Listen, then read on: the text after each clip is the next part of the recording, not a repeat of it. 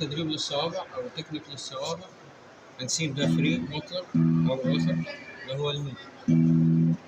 نضغط على كل فينجر في كل بار، برقم 1 برقم 2 برقم 3 برقم 4، هنلعب حر أو فري وهكذا.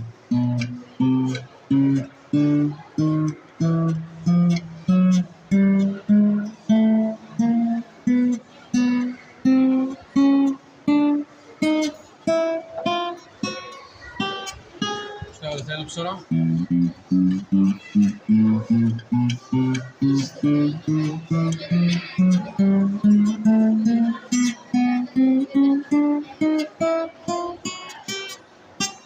ممكن أرجع تاني